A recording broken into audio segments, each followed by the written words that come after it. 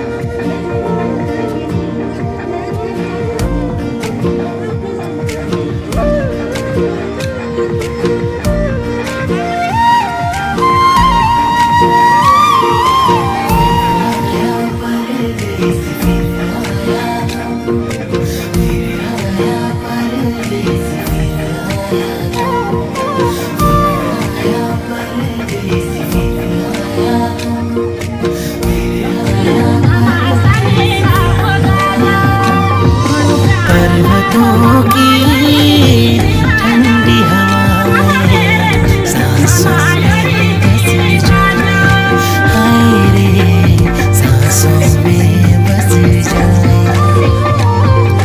वादियों में फूल खिले जो खुशबू ये महकाए, हाय रे खुशबू ये महकाए।